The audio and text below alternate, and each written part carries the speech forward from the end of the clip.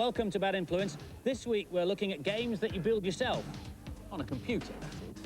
Our main review is FIFA International Soccer on the Mega Drive. We go behind the scenes at a spectacular laser show. And I'll be flirting knowledgeably with help from some clever headgear and a tame techie. But first, clear the room. This next item is top secret. Now, don't tell anybody I told you, but there's a way that you can play brilliant arcade games like this one, Super Street Fighter 2, at home without having to buy an expensive arcade machine. All an arcade machine is a bigger version of your console. The parts inside are bigger and built to last. That, for example, is probably the biggest cartridge you've ever seen. And inside it is something called a PCB, or printed circuit board, which looks like that. When a game's had its day, the arcade operator simply takes out the old PCB, repaints the cabinet, and puts in a new one. What happens to the old PCBs? Well, they're sold off cheaply, and you can play them at home if you've got one of these. It's called a Super Gun Deluxe, and it's an electronic box of tricks that lets you play arcade PCBs. You plug it in like this, plug in your joystick, and away you go. You do, though, have to have a modern television with a SCART socket because arcade PCBs put out American standard TV. Now, obviously, you're not going to get Super Street Fighter 2 just at the moment because it's very popular, but there are some very playable classics around. R-Type 2 is well known from the SNES, but this version of R-Type 2 isn't half bad. It's not a million miles from The Last Resort on the Neo Geo, one of my favourites. This is Zex, spelled X-E-X-E-X. It's got great colour and graphic detail. And finally, an unusual one. Capcom's 3 Wonders, 3 games in 1. A puzzle game, Don't Pull, a shoot-'em-up chariot, and this one, Midnight Wanderers. Greetings, festive furtlers. Only 2 weeks till Christmas. So, in a minute, I'll be showing you how to turn this pile of old junk into a beautiful Christmas crown. But first, a very tinselly cheat for Premier Manager 2 on the Amiga. On the secretary screen, dial 220-769, and you'll get a fruit machine that'll let you win all sorts of help.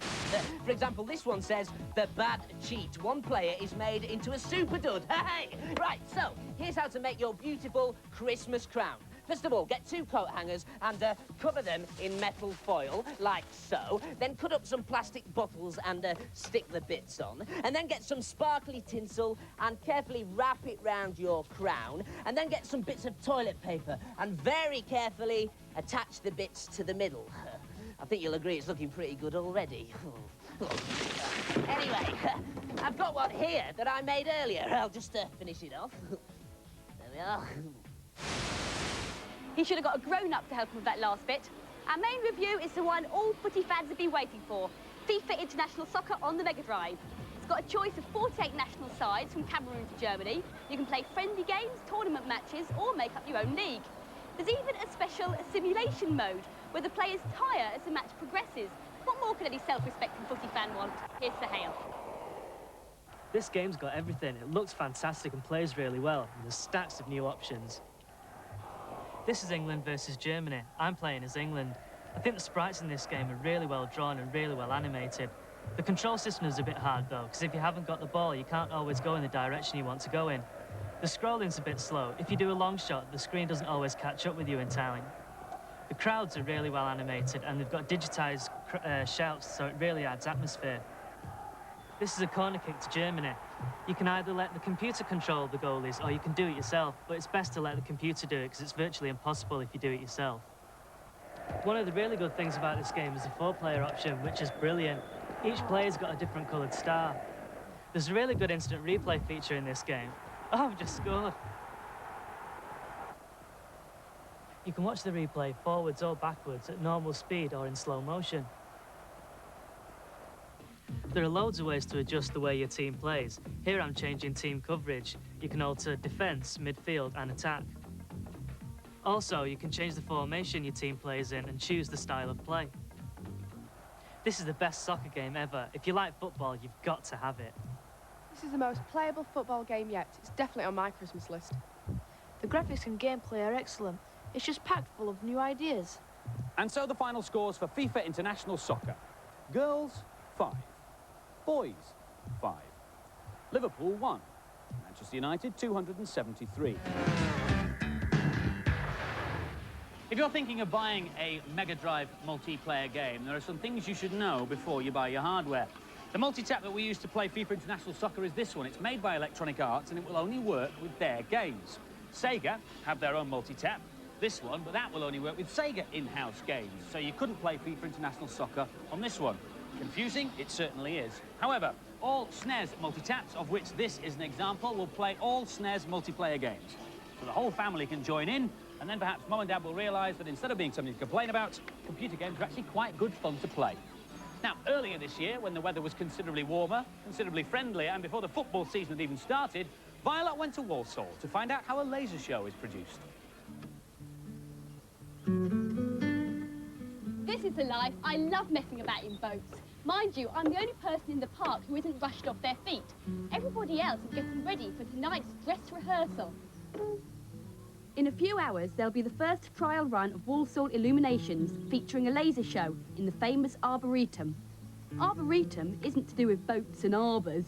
It's actually a botanical garden which features lots of trees.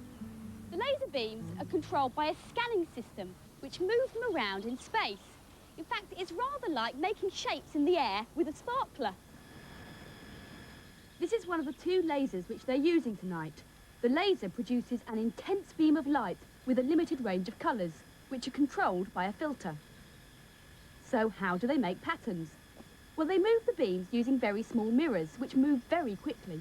Once the shapes have been programmed into the control panel's microprocessor, the moves can be tested individually. I asked Patty DeVoe, the laserist, why they'd set up lasers on both sides of the lake. It gives a sort of 3D effect when you get the smoke coming in the back of it. It's a bit like a sort of tube of light coming out from the laser scanning head, and it just looks a lot better. Still a bit far. The laser show has been choreographed to match the music sequences. One of them features moving images of the Thunderbird team, which were digitised in by the programmers. Is that stars in? Yeah.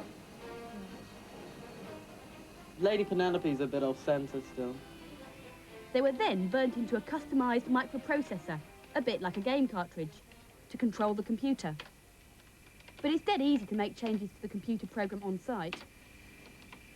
This cassette holds the music for tonight's show, plus all the coded instructions for the lasers. So all we have to do now is wait for night to fall. 5, 4, 3, 2, 1.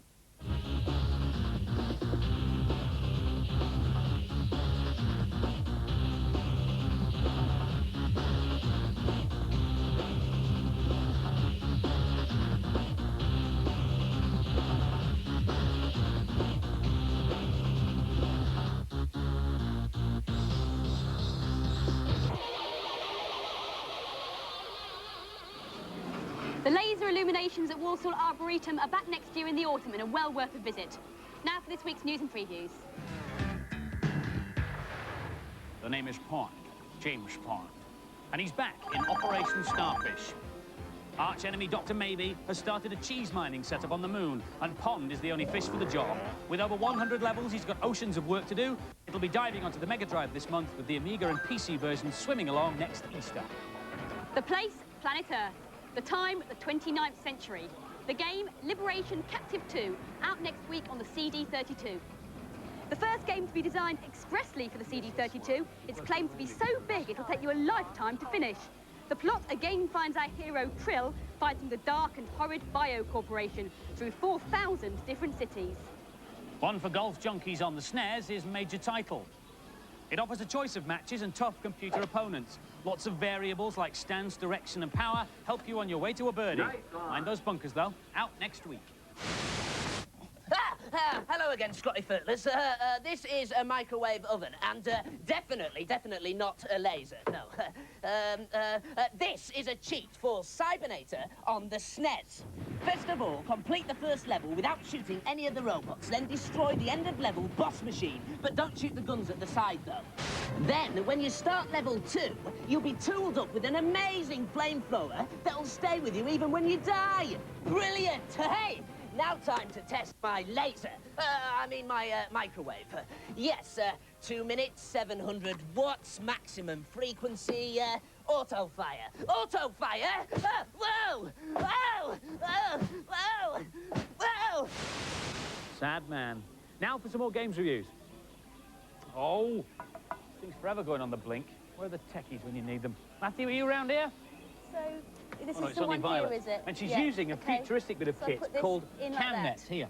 Ordinarily, it would use a phone line or a satellite link to connect up two places that can be anywhere in the world. But for the purposes of this demonstration, anywhere in the world is behind our video wall and out here, behind our studio. This is Paul Garner from British Telecom's Research Laboratory, and they've developed the system. Paul, as the expert, can see exactly what Violet, as the novice repairer, can see because of the minicam on her headset, and they can talk to each other as well. So Paul can direct her actions and her hands. Keep turning it until you see a bump in that line, and when you see a bump, I want you to stop. As you can imagine, there are millions of situations where it's very difficult to describe what you are seeing down the phone, especially if you need expert help. And this is where this system really scores. Better still, not only can Paul direct Violet's actions and her hands, he can send her relevant information that she can pick up in the high-resolution eyepiece on the headset. That's exactly the right lip. Send you the diagram of what that should look like. A diagram that relates to the bit of equipment that she's trying to fix. Database, and I'm sending that to you now. Oh, I've got the picture. Okay, just go back to the control you were using.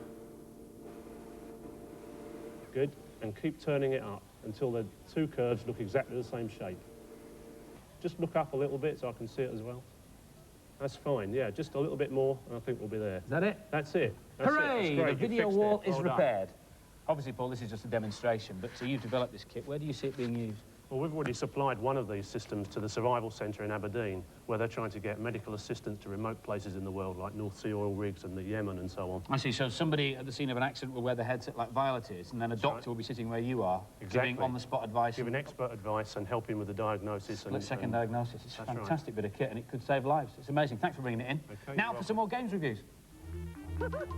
In Daffy Duck, the Marvin missions, you have to save the cosmos from a load of marauding Martians. Daffy takes on the role of interstellar protector in the fight to conquer the evil Marvin the Martian, who's kidnapped some cosmic ambassadors and is threatening to blow up the Earth. As they say in all the best adventures, only you can save the universe. Here's Katie. If you like Looney Tunes characters, then you'll love this game. The graphics are really bright and cartoony. There are 20 different levels on this game, set on 5 different planets. This is the planet Amazonas, set in the jungle. I'll just try and kill this army ant. Oh, killed it. Now I've got 2 sacks of money, which can help me buy weapons later on. It's quite hard to kill the enemies, even though it may look quite easy. I'll just use my rocket pack to get up here. Oops. Okay. Oh no, I've got killed. This is one of the best looking platform games I've played this year, but the plot does get a bit boring after a while. This is another basic platformer. It's got nice graphics, but it didn't sustain my interest. It's cute and good fun to play, but it won't win any awards for originality. And the scores for Daffy Duck, both the girls and the boys gave it a run-of-the-mill 3 out of 5. Ever fancied controlling your very own army? Then this next review's just for you. Cannon Fodder on the Amiga puts you in charge of 24 military missions and a load of crack troops. It's a sort of Lemmings-like shoot-'em-up with a big strategy element. Here's Ian. It's great fun having an army at your fingertips. Don't let the power go to your head. You need strategy to play this game properly. You get a certain number of recruits for each level. On the left-hand side of the screen, you can see how many you've got left, or if one of your men is off on his own. The men can slip and slide on the ice. It's quite fun sometimes, but it gets very aggravating. Here I'm just trying to get the stack of grenades next to this building. Men are going the wrong way. Ah, here we go. Right, I've got the grenades now. I have to shoot that man. And just shoot those ones, and that's the shed gone. This is a Grand Canyon level. Here I'm trying to destroy all the buildings. That's one down for a start. Oh no, the shed roof's killed 3 of my men. Oh well, I'll carry on with one. If he finishes the level, he'll get promoted afterwards. This is a really simple game, but it's addictively playable. I love this one. There's just something about it that makes you want to keep playing. It's great. A smart war game. It looks good, and the gameplay is excellent. And the scores for Cannon Fodder, both the girls and the boys gave it a very good 4 out of 5. And now for games that you build yourself. First is this package called Build and Race. It comes with a plastic kit that you can build and paint in the normal way, but you don't get any instructions on paper, you get them on a CD-ROM. There, for example, are all the parts, and this is how they go together. I've been working on this all day, so I'm already up to step 17. And if you click on the relevant parts, it will help you identify where they are. That's this bit here, isn't it? This sprig here. And if I click on the words whale tail, it will tell me what that part is and what it's for. The name for an aerofoil that has a shape that resembles the tail of a whale, not surprisingly. The computer will also show you how the pieces should go together, and it'll help you with the painting too. So that will now show me that those parts should be painted black, those parts aluminium, and those parts, which I think are the seats, should be painted a tan colour. And when you've finished building the car, there's still loads more you can do with this. There's a racing game to play, and there are several tracks to race on. But first, you've got to get to the tracks using ordinary roads within a time limit. That's hard enough in itself. And if you drive too fast, you get stopped by the police, who will give you a speeding ticket. Nice car you've got here. There's no speed limit on this do-it-yourself PC game. It's called Flight Sim Toolkit, and it lets you design your own flight simulations like this. You start by designing the landscape, and I've already begun. Now I want to put some more mountains in, so I choose a point where I want it here, and I select the little area where I want my mountain by the river, and I get it in close up here. And now I have to choose the raised land icon, and I can click on individual squares to make them higher. The lighter the shading, the higher the point. And now I can look at it in 3D. And there it is. There's Mount Bad Influence all the way around it. Now, obviously, you don't just want mountains and landscapes in your flight sim. You want man-made constructions as well. This package comes with loads of stuff provided. Missiles, cars, buildings, lighthouses. You can build and design any object you like, though it does take a lot of time and effort. You can even design your own plane. I've got it in flying brick mode at the moment, which basically means that I'm indestructible. You can either train to be a private pilot or Top Gun. Needless to say, I'm Top Gun. Watch out, Tom Cruise. Right, just the transfers to add. Oh no. Oh no.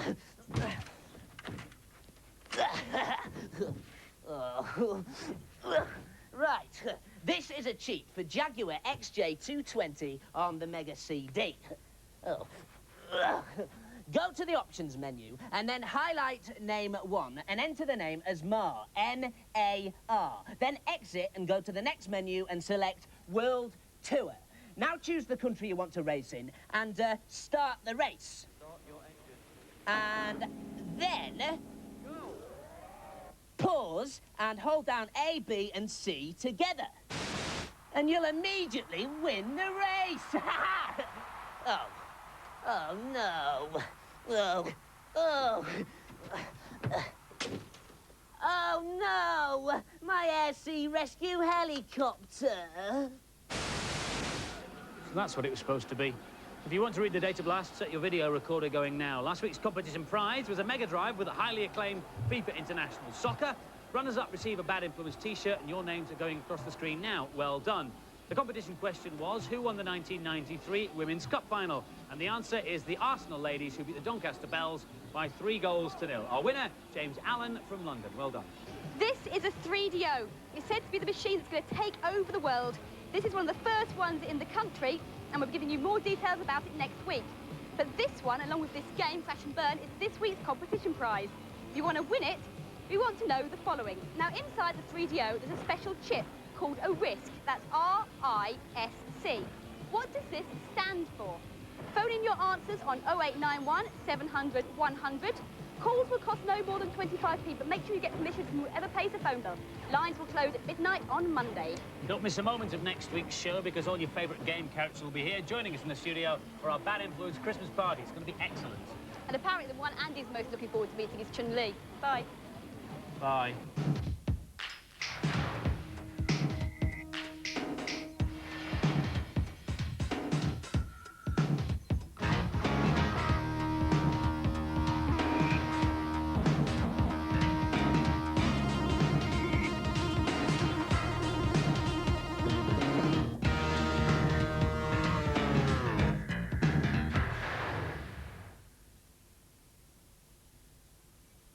Well, it's time to log off.